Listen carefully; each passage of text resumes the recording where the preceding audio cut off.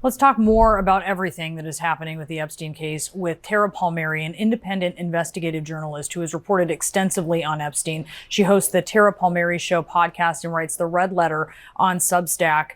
Tara, thanks for being with us. And you hear this reporting. She's getting this preferential treatment and preparing to ask for her sentence to be commuted according to this whistleblower.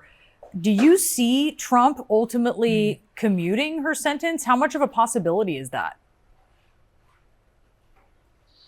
I think if he commutes her, then it obviously supports his comments that this is all a hoax. If you say there was no crime that was committed, then, that backs it up. He's spoken very positively about who is a convicted sex offender, saying, at one point, I wish her well.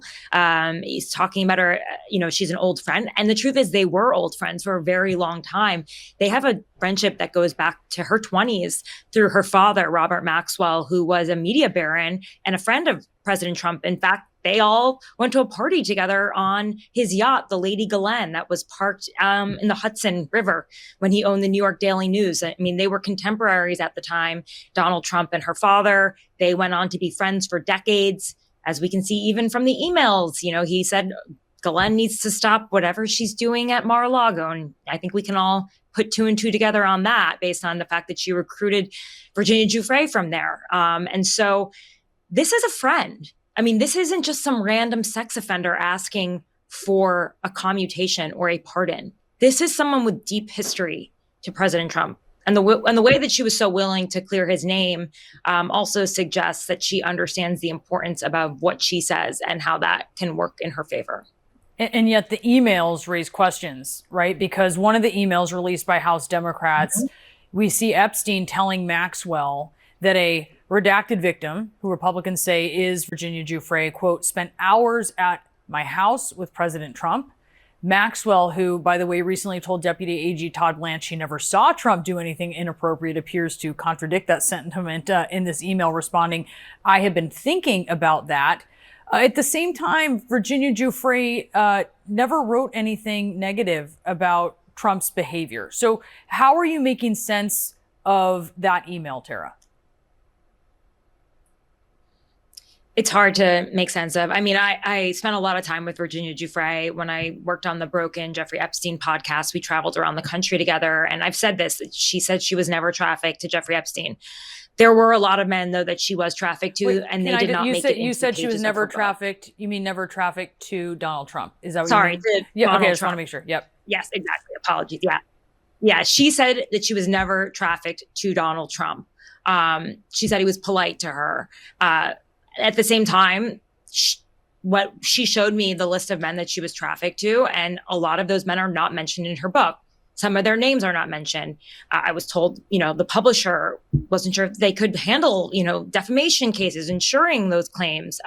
This is kind of standard, unfortunately, especially in this time of warfare, especially legal warfare that we're dealing with. And she was dealing with a defamation case against Alan Dershowitz, and I have to believe what she said at the time. I wasn't there with her. And I can only imagine what it was like to be her age, a teenager, and being trafficked to so many men, and what that must have done to her and her memory, her life, her development. And I can only speak to what she told me. I don't know what it was like for her at that time in her life. And even, what she remembered. She worked with a therapist for a while on this, because a lot of people who suffer from trauma, they disassociate. They don't remember everything clearly, especially when it's sexual trauma. And a lot of the stuff that she wrote about in her book was really quite brutal.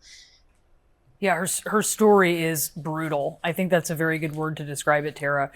We are expecting to see survivors with this last press conference. I mean, it was something to behold. And we're expecting to see, it appears, another one at the Capitol next week. They're planning to ratchet up pressure on lawmakers to vote to release the files, as you have Speaker Johnson saying that they're going to hold this vote sooner than he needed to. What are you learning about their plans to do that?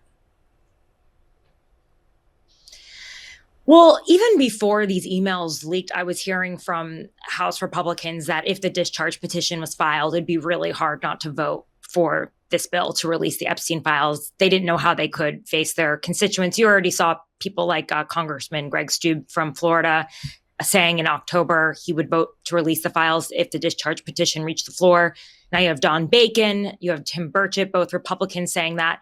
The numbers are adding up, and I think the House of Dominoes is about to fall. I don't know how Speaker Johnson can keep it together. Maybe he thinks by moving up the vote, he can whip harder against it. But I just think that this is a really difficult vote to take. And I don't see how these members, as we get more information day by day, that they can vote against transparency.